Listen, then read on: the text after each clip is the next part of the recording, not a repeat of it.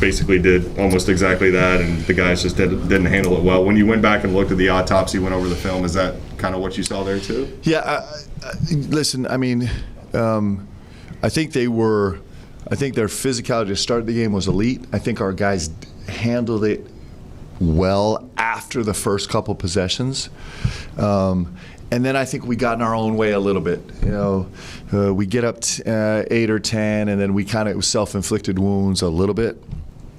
And so, we had a stretch where we didn't handle it poor. And in this league, with where we are as a team, we have to avoid stretches like that. You had mentioned after the game that despite scoring 28 points, it maybe wasn't Ortega's best performance, and that he'd be disappointed by it. I guess kind of going off that was what you saw in the film. Did that kind of confirm that? In what ways did you feel like he fell short despite the scoring effort? Well, here's the thing. The standard is so high. So you talk about an elite on paper offensive performance. Like it was a really elite. I think he's 11 for 17, whatever. He's well over 1 point per possession. The 4 turnovers were painful, but like he produced so much. He also had 4 assists, and his MP4Ts were pretty good. We also gave up 1.26 points per possession on the defensive end. It was the worst defensive performance that Georgia has faced the entire season in the SEC. That's not us. And so, if you give up numbers like that, you're not going to be successful against any team. And so, Ortega's standard is incredibly high. It might be a higher standard than just about any other player in the country. And so when I talk about being frustrated and disappointed, I know that he looks at it, he's like, hey, there's good stuff there, but his standard is so high that he wants more. And he should. And I love the fact that he's driven that way. With a guy like him, obviously he's asked to do so much on both ends of the floor. Does he have to find a balance every game of, like, I can't do too much over here because I have to preserve some for over here? Or how does that work? There's no balance in this game, meaning it's like we have to do what we have to do, right? And so that doesn't mean it's easy. It might mean that it's hard to approach the level that he's striving for, but there's not a lot of balance. We got to guard, and we got to make plays for each other, and we got to play with pace, and that's what we do, and that's what he's doing. That's why listen, what Otega Owe is doing right now is pretty historic. It's incredibly impressive, and he wants more. Go ahead. Yeah.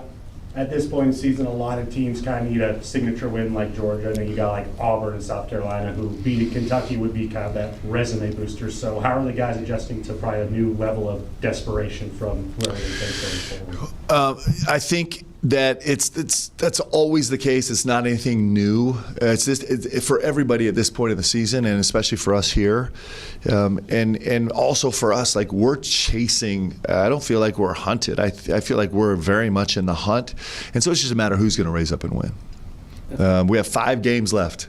Like, it's winning time. This is the best part of the season. It's the best part of the year. This last stretch in conference and the conference tournament and the NCAA tournament is what you live your whole life for. It's when all of the other stuff fades away, the distractions of numbers and playing time and stats and money and all the noise, it goes away, and you're judged and defined on winning. And it's actually as the game gets more convoluted, this is the space where the game gets pure if you can do it right and you get as close as you can. And so this is the best time.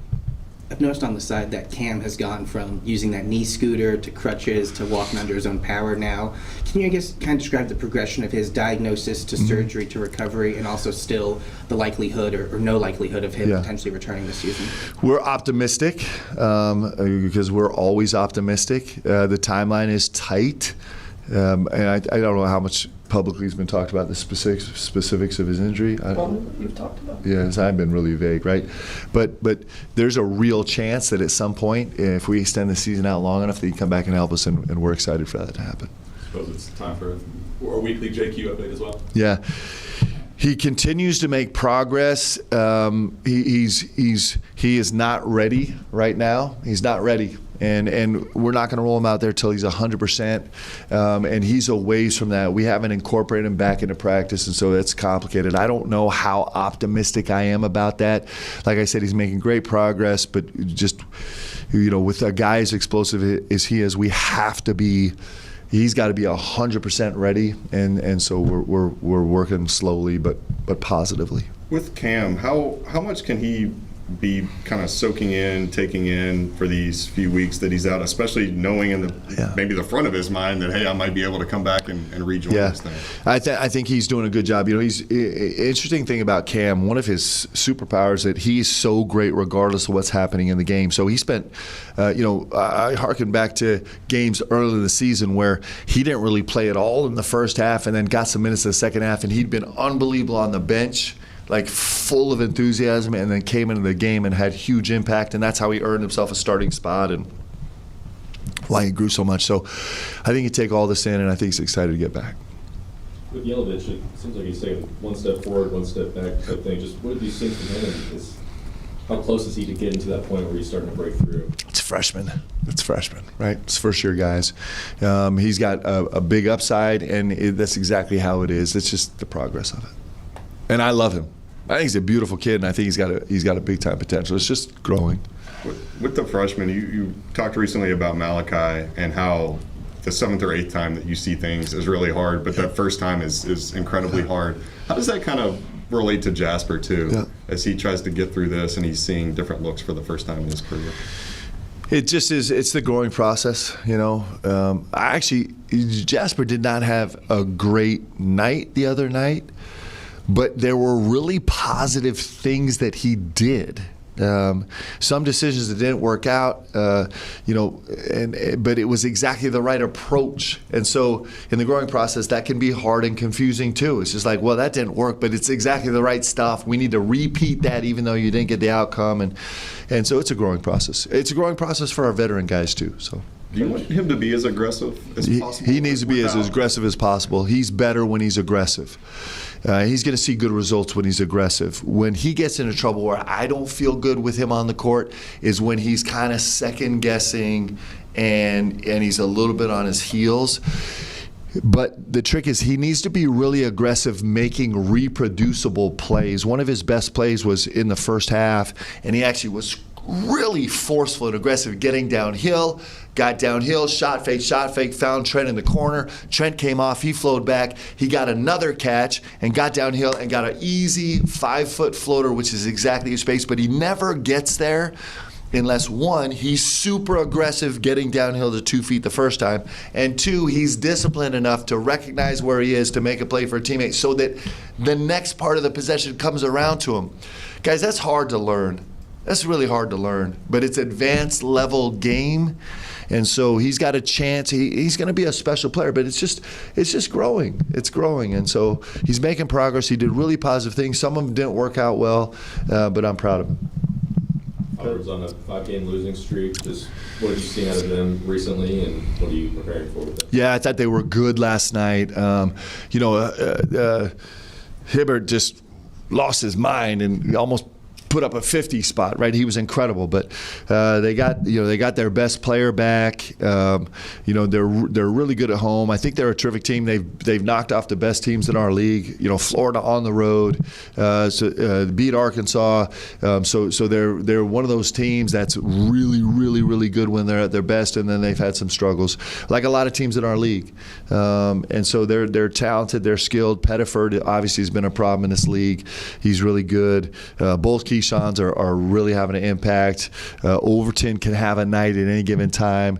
They're a good team, and so they're well coached. It's going to be a great challenge in a great environment. It'll be a big time environment. What are you seeing with them as far as their 3-point defense? It seems like they give up a pretty high percentage, but teams don't take a ton against them. Is there something there that you guys? That's a good defensive team. There's a certain amount of luck that comes into the game. Even in the analytics game, you have to pay attention to it because there's just variables that are non-controllables, and so they've done a great job limiting threes. And then there's a little bit of and making and missing threes is one of the most kind of skewed luck-driven parts of the game. And so, a little bit of misfortune from them. They're a good defensive team. They switch, they get you confused, they put you on your heels. They're good. Mark, Sean Hall made second most free throws of any player in the country, and he's also really high at attempts. What is it about him that makes him? He's versatile and physical. He can mess around behind the 3-point line, so you have to push up on him. And he's got great. He's not like electrifyingly quick. I kind of, like there's some Paul Pierce juice in him, where he goes at his own pace, but when he goes, he really goes. He's a 3-level scorer.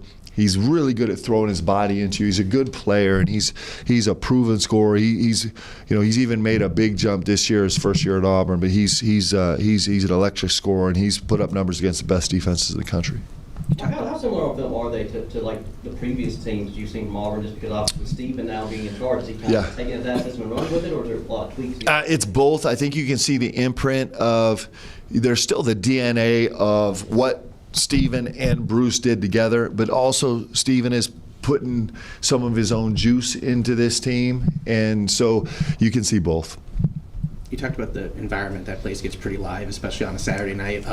Just from your team's perspective, going all the way back to the Louisville game to now, how have you seen you guys evolve in road environments? I think we're more comfortable with who we are. I think it's like hopefully through the course of the season that part becomes more routine. Like you've been there. You felt it. You've performed great in it. Sometimes performed poorly, and so it's just that we know what it's like together. And now it's just a matter. So you kind of take a little bit of the variable of that off, and now it's just more focused on the game and how we play and how well we perform. You talked about the self-inflicted wounds from Georgia and Florida. How do you? Is that something in practice? How do you keep that from following you to Auburn and going forward? Yeah, it's all percentages. I mean, we had. We had 3 of the most colossally epic non-MP14 plays ever in transition, and then 2 plays later, we're making this brilliant, aggressive, beautiful basketball play, and so it's percentages. Like how much can we lean into playing the right way, and how much can we kind of be focused enough and smart enough and learn it enough to weed out a higher percentage of plays that are just head scratchers. And so that's everybody's fighting that battle, and we are too. At this point in your coaching career, do you have a pretty much set definition of player leadership, or do you find that evolves with each season? I think player leadership is dependent on individual guys. Guys have different skill sets, and you can lead in so many different ways. So I think so to answer your question, I don't have a defined set of exactly what a leader is. I think mostly what you're doing is trying to cultivate the leadership skills that your guys possess inherently and then kind of build up around it. And teams are led different ways. Sometimes you have, like the leadership on this team is very unique to any team I've had, and I could probably say that about 2/3 of my teams where it's been unique. It's been its own personality. I think trying to you're really blessed if you can have a traditional check the box on all the spaces leader of a team that can do it that way. And so I think it's a pretty dynamic process. I know that's not a great answer, but it's really true. Speaking of that, what leadership qualities have you seen in Colin and Malachi? Yeah. Obviously 2 underclassmen, Colin a little older, but has been on teams with older guys as far as like a building block for your program and even for this team. Yeah, Malachi has a steadiness that's inherent to him as a leader. So he brings a steady leadership that's incredibly valuable. Colin has that also. So it's like one of the traditional kind of areas of leadership that you'd look for in anybody, this ability to be steady. I've talked about Malachi has this really steady personality where he just stays super even-keeled. Colin has a steadiness about him that is like every single rep, whether it's May 15th or April 1st, April 6th, it's two very different environments. He's going to go 100% full out. He's just got the ability to kind of bring it every single day. He's also shown this ability to be like clutch, and it's helped him win street cred with his team, where guys are, they're leaning on him just as a performance leadership ability. Malachi is going to continue to grow in terms of his IQ with the game. Like, I think inherently he's a really, really smart player. He's going to learn as he learns more. That's going to be really focused, where he's going to bring that to his team and be able to communicate guys in right spots, right places, right reads.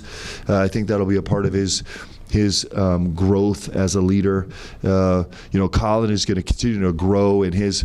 Colin's going to have a really unique ability as he goes to bond with every single unique individual on the team and kind of meet them where they are. And I think those two guys are really exciting leaders as we move forward, for sure. You Mark, mentioned I've got 12 students here from my journalism class. From Go. a coaching perspective, what kind of advice would you give to a young, aspiring journalist? Oh, that's dangerous. That's a dangerous question. I would tell you guys that you're in a really complicated space from my position, where unfortunately you're just going to be graded on clicks. Like, that's just what you're graded on. And so that makes your job hard. It makes this job really hard, because you can get cheap clicks or you can get clicks for being great at what you do. And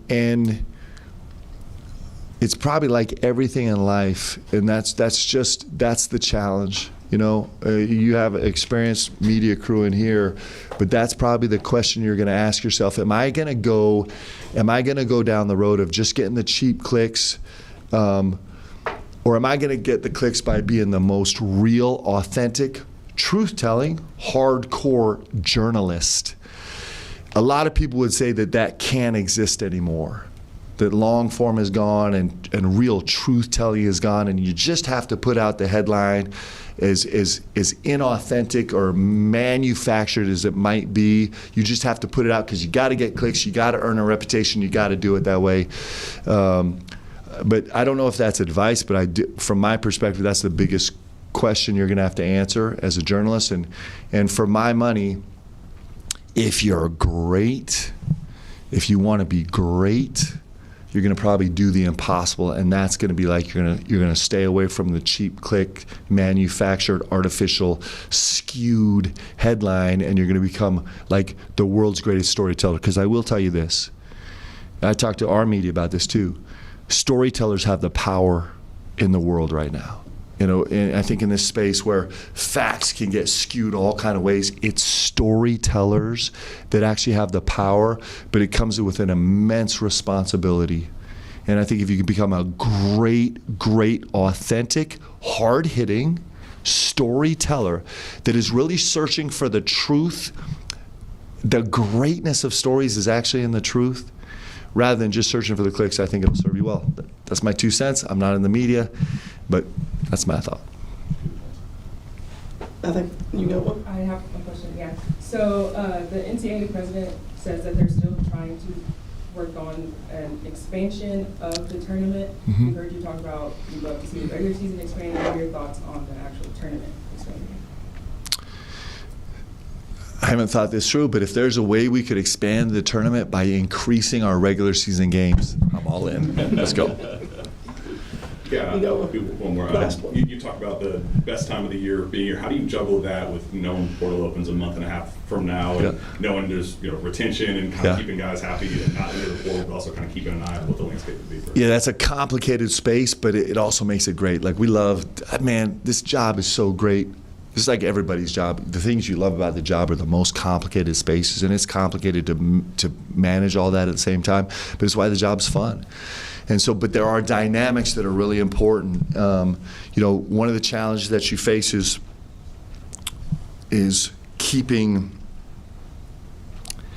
helping your guys. Listen, everything comes and goes. Like all these things that we think are so important, they come and go. But this time of the year, the winning part is the part that it's all about. Like, it's all about this. As a player, somebody that's worked your whole life to get a chance to do this. It actually is, it's not for all the other stuff. It's to win. It's to go find it and see if you have what it takes to be in that moment. Have you done what it took during the season to learn and grow? Have you built yourself and your team into a place where you can do things better than you've done all year? Matt Painter said, the NCAA tournament is finals. That's your final grade, right? I think he said that a couple days ago, and it's nice. And so sometimes you can get distracted by all the really important stuff and miss finals. Who wants to do that? Like, don't miss the tournament, man. Don't miss these last 5 games of the regular season. Don't miss your last game at Rupp. Don't miss the SEC tournament in our beloved Nashville. Don't miss the NCAA tournament, because that's the stuff that actually separates you. A couple dollars doesn't separate you. The next school doesn't separate you. Like, what separates you is what you do right now, and it doesn't guarantee you results. But man, if you miss putting your whole heart into it, what a shame. So we talk about that as a staff. Also, we have a job to do. We can do that in the other 45 minutes available out of 24 hours. But right now, it's about, like, how are we going to go win? Like, our players deserve that. We deserve that. We are exactly where we are, and we're in the best time of the year. And so let's not skip it.